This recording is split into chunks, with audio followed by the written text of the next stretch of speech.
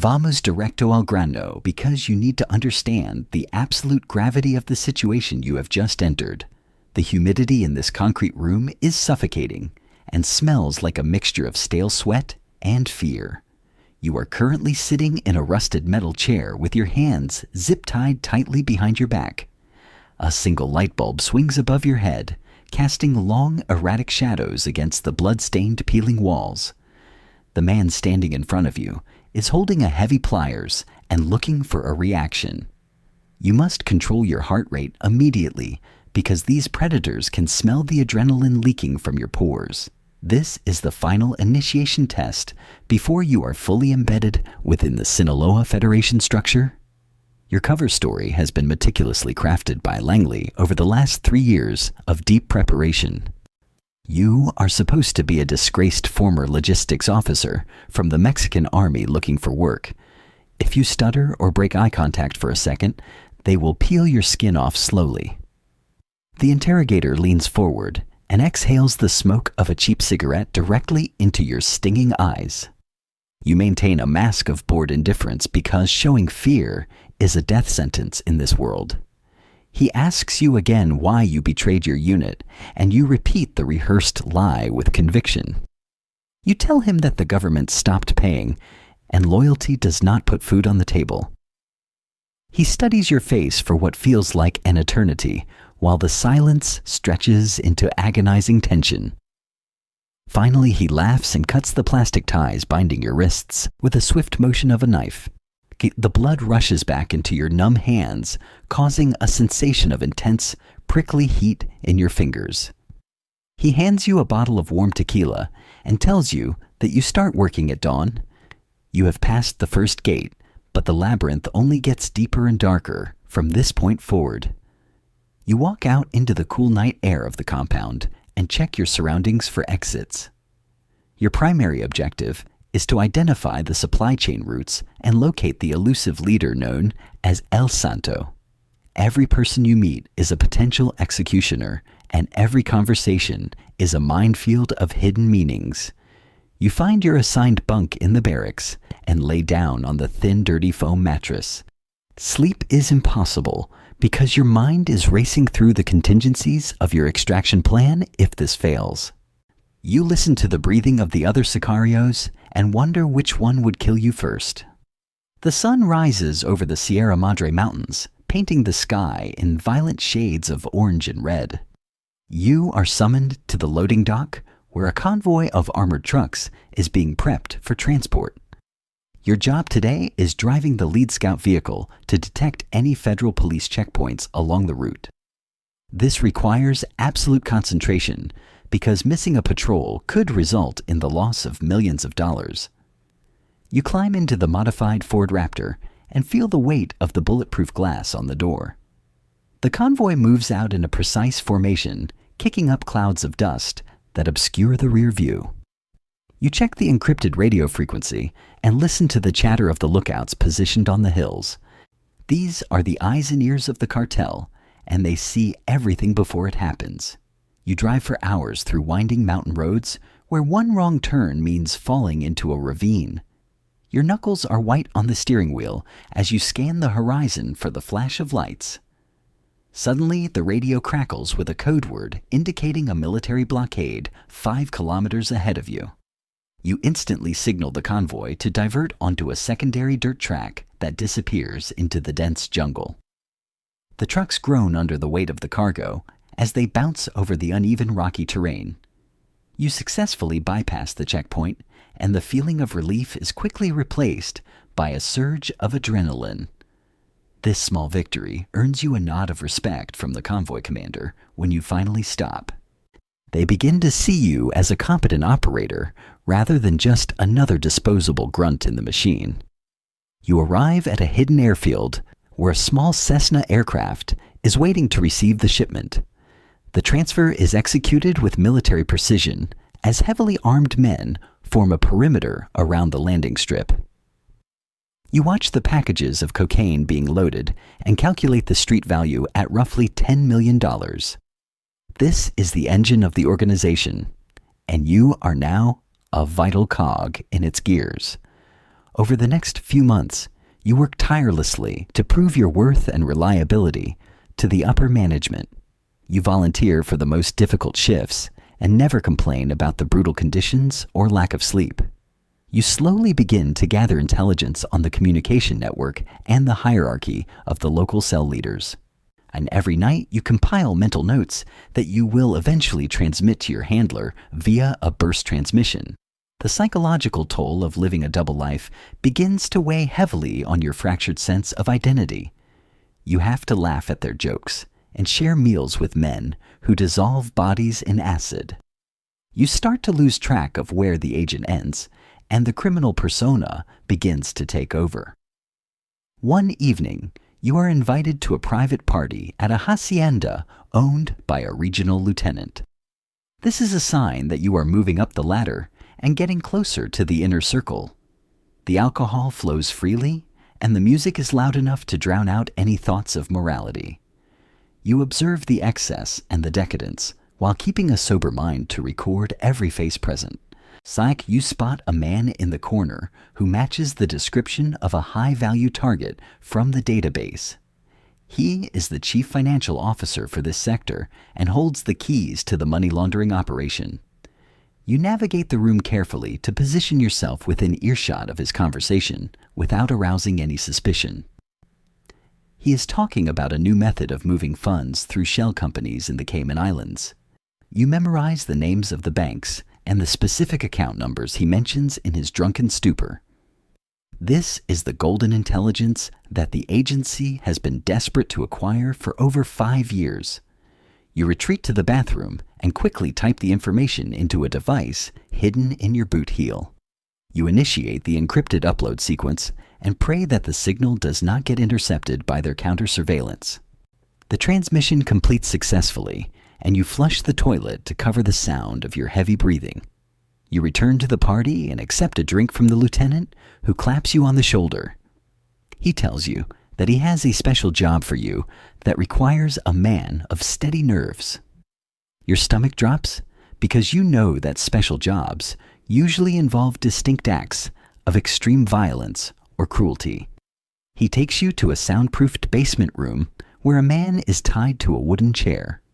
The man has been beaten severely, and his face is a swollen mask of purple bruises and blood. The lieutenant hands you a heavy pistol and tells you that this man is a police informant. He says that you must be the one to pull the trigger to prove your absolute loyalty. This is the moment you have dreaded since the day you accepted this mission from the director. If you refuse, they will kill you immediately, and the mission will fail along with your life. If you pull the trigger, you cross a moral event horizon from which there is no return.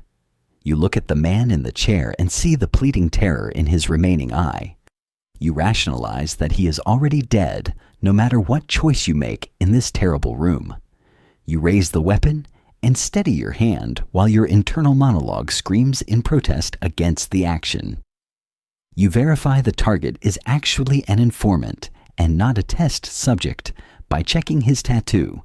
It is a specific gang marking that confirms he is a rival soldier rather than an innocent civilian. This small fact allows you to compartmentalize the trauma as you squeeze the trigger and end his suffering. The sound of the gunshot is deafening in the small concrete space and rings in your ears. The lieutenant nods with approval and tells you that you are now truly part of the family. You walk out of the basement and vomit into the bushes while pretending it was the tequila. The guilt is a cold stone in your gut, but you push it down into the darkness. You have passed the threshold, and now you have access to the strategic planning meetings of the cartel.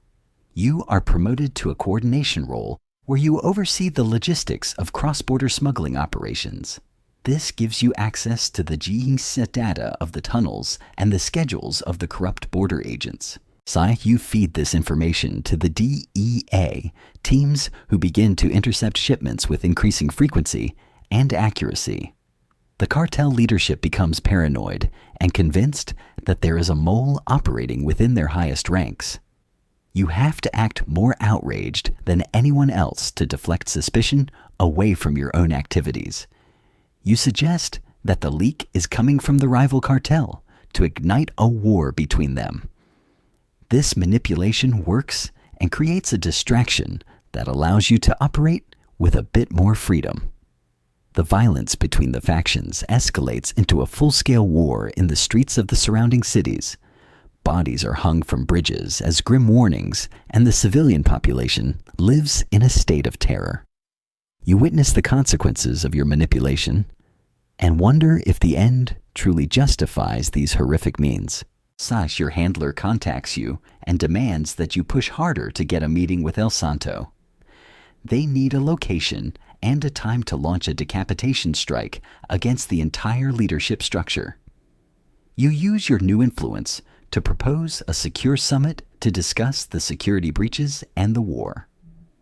You convince the lieutenant that only El Santo can resolve the dispute and restore order to the region. He agrees to forward your request up the chain of command, and you wait for the response. Days pass in agonizing silence while you check your hidden device for any messages from the agency. Finally, you receive coordinates for a meeting place deep in the mountains accessible only by helicopter. You are told to be ready in 1 hour and to bring only your personal weapon and radio. You transmit the coordinates to Langley, but you know the window for a strike is incredibly small. You board the helicopter and watch the ground fall away as you fly into the heart of darkness. The pilot flies low to avoid radar detection and navigates through the narrow canyons with practiced ease. You land at a fortress carved into the side of a cliff surrounded by heavily armed guards. You are searched thoroughly, and your weapon is taken before you are led into the main compound. The architecture is a mix of modern luxury and medieval fortification designed to withstand a military siege. You are brought into a large conference room where several other high-ranking members are already seated and waiting. At the head of the table sits El Santo, looking more like a grandfather than a warlord. He speaks with a quiet voice that commands absolute silence and attention from everyone in the room. He looks directly at you and thanks you for your service and your clever suggestions recently. You feel a chill run down your spine as you realize he might know more than he reveals. He begins to discuss the mole and says that he has brought in a specialist to find them. A man enters the room carrying a laptop and a sophisticated signal detection device used by intelligence agencies. Your heart stops as you realize this is a counterintelligence expert who used to work for the government. He sets up his equipment and begins to scan the room for any active transmission signals or bugs. You know that your device is in sleep mode, but it still emits a faint passive signature. You have to create a diversion or find a way to disable the device before he reaches you. You ask for a glass of water and pretend to have a coughing fit to create noise. You use the moment to reach down and crush the microchip in your heel with a rock. The expert sweeps the scanner over the man next to you and then moves towards your position slowly. You hold your breath and prepare to fight your way out, even though it is a suicide mission. The scanner passes over you and remains silent because you destroyed the circuit just in the nick of time.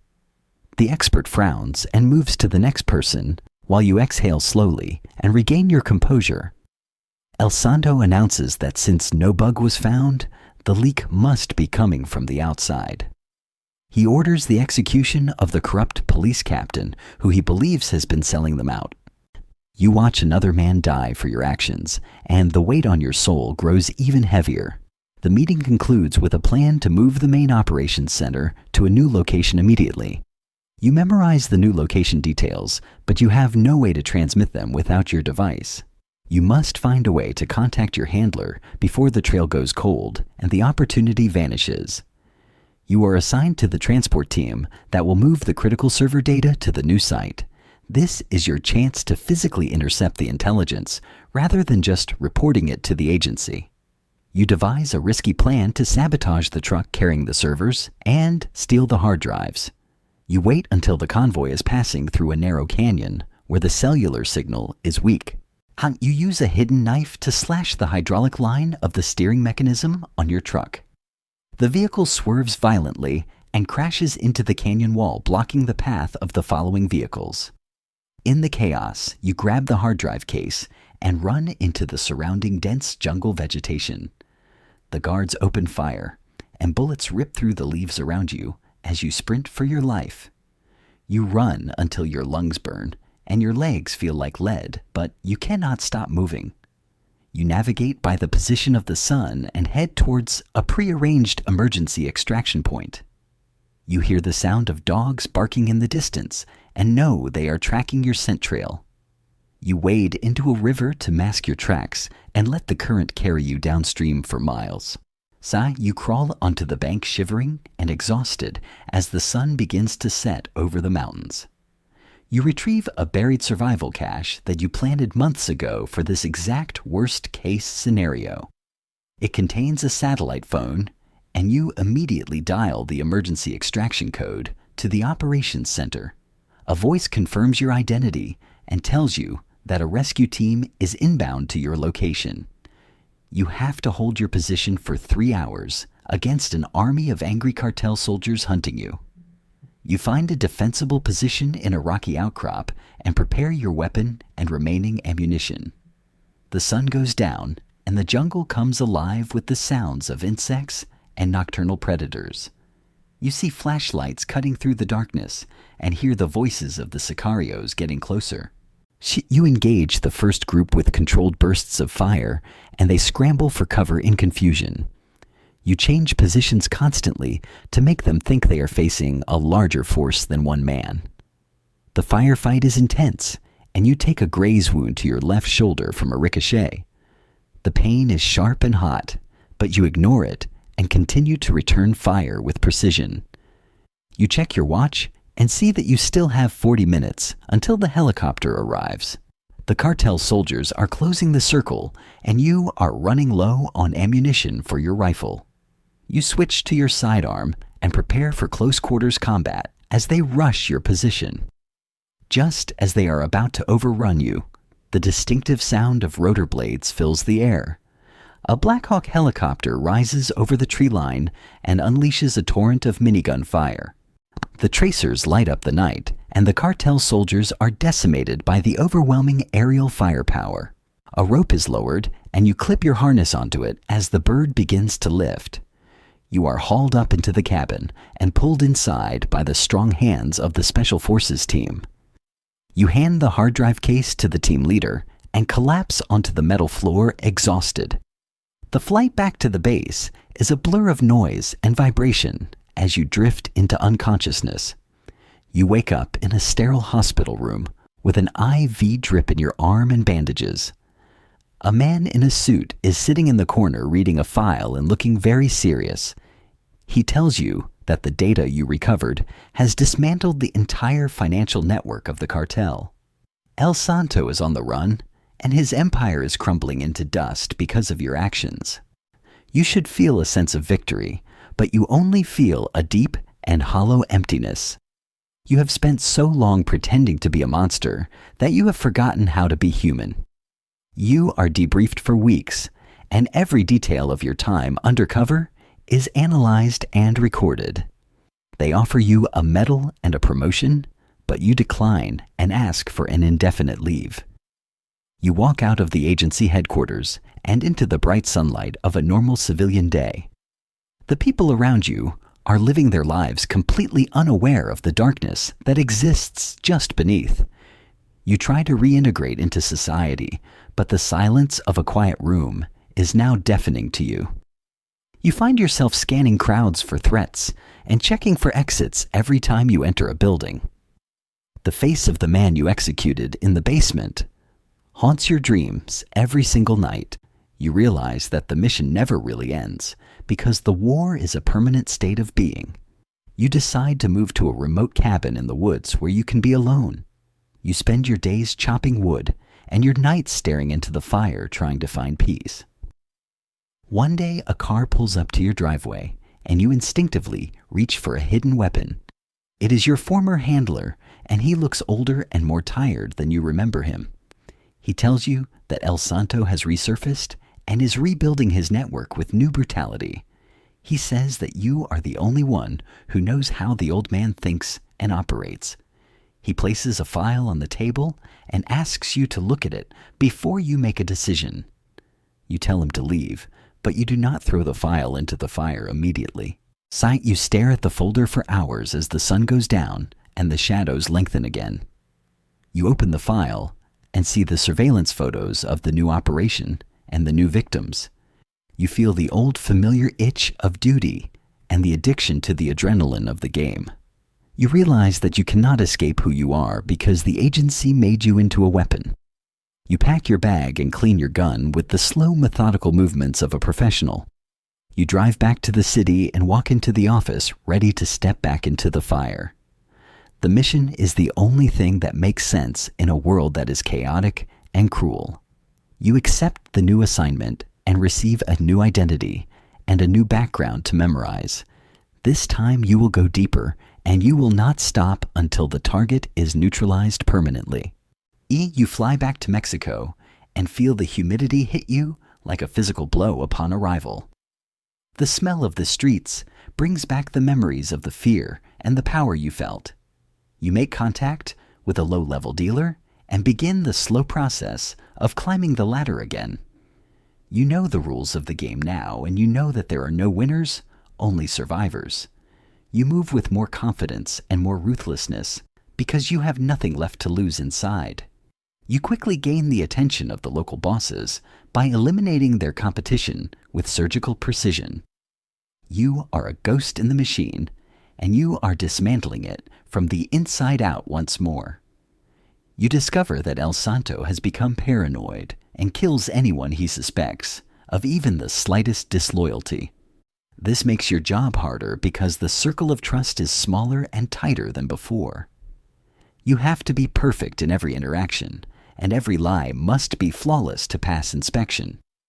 You find a weakness in his security detail involving a rotating shift of guards at the perimeter. You exploit this gap to plant listening devices in his private compound without being detected by anyone. The audio feeds reveal his location and his plans for a massive shipment of weapons and drugs. You coordinate with a drone strike team to hit the convoy while it is in the open desert. You watch the feed as the Hellfire missiles obliterate the trucks and the cargo in seconds.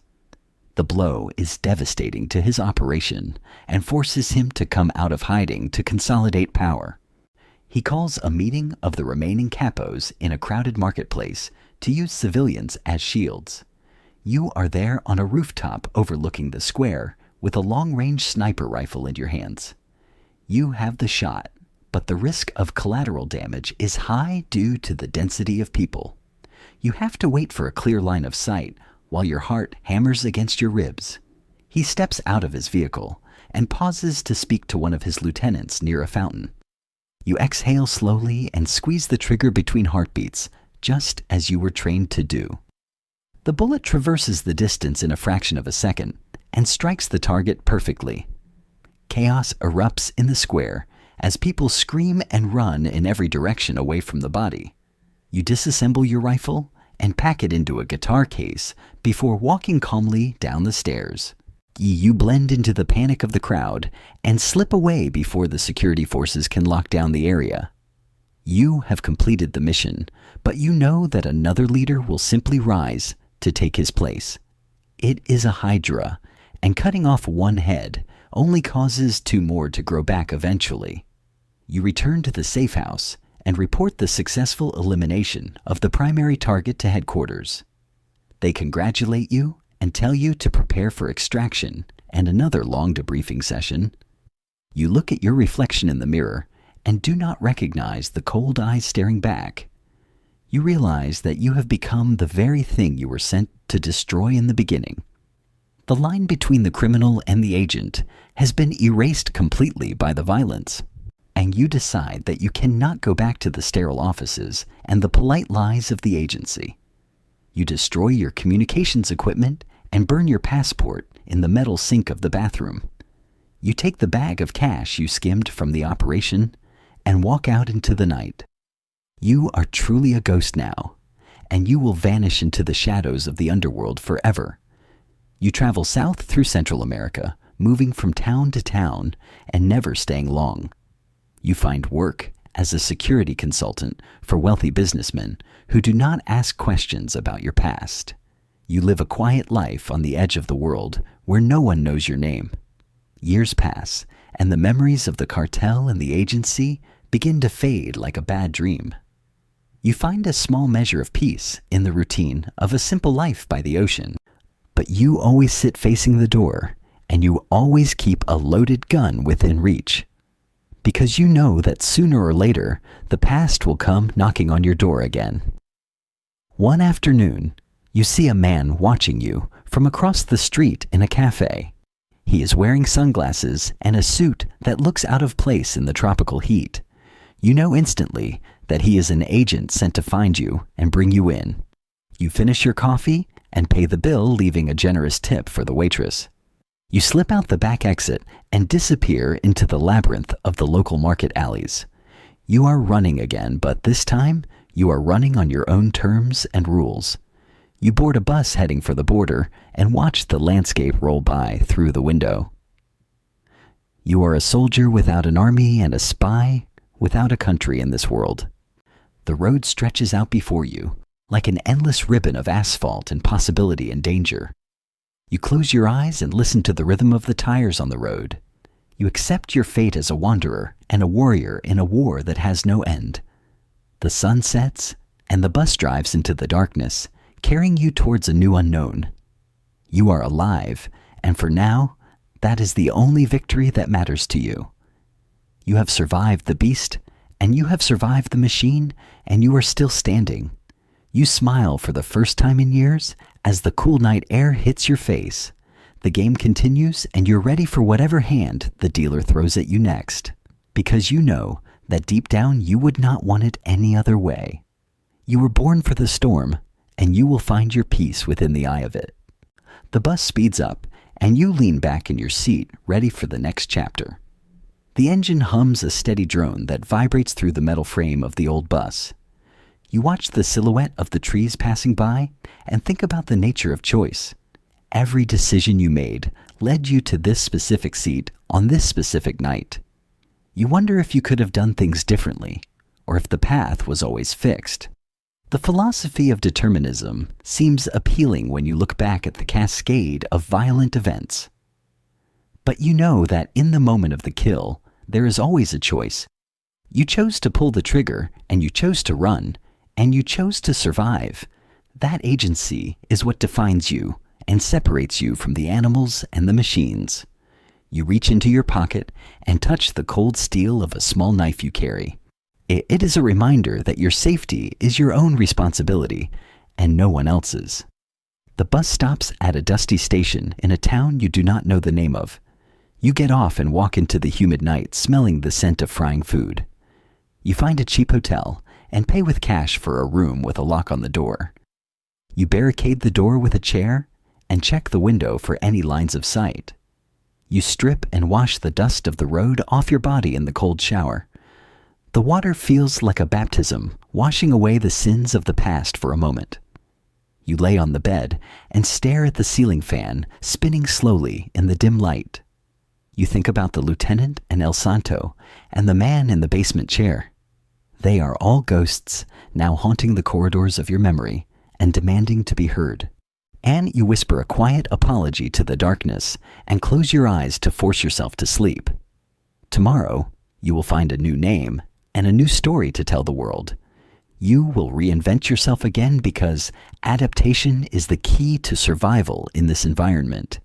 You dream of a white house with a green lawn and a dog that does not bite, but the dream always turns into a nightmare of blood and fire and screaming men. You wake up sweating and gasping for air as the first light of dawn breaks through. You pack your meager belongings and leave the key on the nightstand without looking back. You walk to the market and buy fresh fruit and a newspaper to check the local news. You scan the headlines for any mention of the cartel war or the agency operations. There is a small article about a surge in violence in the north, but nothing specific. You are safe for now, but the radius of danger is always expanding towards you. You decide to head further south towards the mountains, where it is easier to disappear completely. You catch a ride on a truck carrying chickens and endure the smell for hours. The driver is a talkative man who tells you about his family and his simple life. You listen with envy and sadness, knowing you can never share such innocence again. You arrive at a village at the foot of a volcano and decide to stay. You rent a small room above a bakery and find work fixing engines for the locals. Your hands are skilled with machines, and you enjoy the honesty of mechanical repair work. A broken engine does not lie, and it does not betray you for a better deal. You fix the trucks and the generators and the water pumps for the village people. They call you El Gringo, but they treat you with kindness and bring you food. You start to feel a sense of community that you have not felt in a decade. You help a neighbor build a fence, and you share a beer with him afterwards. For a few months, you almost believe that you have escaped the gravity of your past. But then, you see a black SUV with tinted windows drive slowly through the main square. The hair on your arms stands up, and your combat instincts flare into overdrive immediately. You drop your wrench and walk calmly to your room to retrieve your emergency bag. You watch from behind the curtains as two men get out of the vehicle and ask questions. They are showing a picture of you to the old woman who runs the bakery below. She shakes her head and points towards the mountains, trying to protect you from them. You know you have to leave immediately before they start searching the buildings one by one. You slip out the back window and climb down the drainpipe with silent agility. You run into the forest and head up the steep slope of the volcano trail. You can hear them shouting behind you as they realize you have slipped the net again. You climb until your legs burn and the air gets thin and cold. You look back and see the village lights twinkling below like distant stars in the valley. You are alone again with the wind and the rocks and the silence of nature. You find a cave and build a small fire to keep warm through the night. You sit by the fire and realize that running is not a strategy, it is a delay. You cannot run forever because the world is finite and they have infinite resources. See, you have to turn around and face the hunters and become the predator once more. You formulate a plan to ambush them on the trail when they come looking for you. You use the terrain to your advantage, setting traps with rocks and sharp branches. You wait in the shadows of the trees, breathing slowly and listening to the forest sounds. You hear the snap of a twig and the heavy breathing of men climbing the hill. They are moving carelessly because they think you are just a frightened fugitive on the run. You let the first man pass and then strike the second one from behind silently. You disarm him and use his body as a shield when the first man turns around. You neutralize the threat with efficient brutality and take their weapons and their communication gear. You listen to the radio and hear that there is a third man waiting in the car. You descend the mountain silently and approach the vehicle from the blind spot in the rear. You take the driver by surprise and interrogate him to find out who sent them. He tells you that a new cartel boss has put a bounty on your head. The agency leaked your location to clean up loose ends and erase their liability. You realize that you are fighting a war on two fronts against criminals and spies. You take the SUV and drive into the night with a new destination in mind. You are going back to the source to burn the entire system down to the ground. You will expose the corruption and the collusion between the agency and the cartels. You have the skills and the knowledge and the will to destroy them all. You drive with a cold fury burning in your chest, fueling your resolve. You are no longer a victim or a pawn in their twisted geopolitical game. You are the inevitable consequence of their actions coming back to haunt them. You are the vengeance that walks and the truth that cannot be silenced or buried.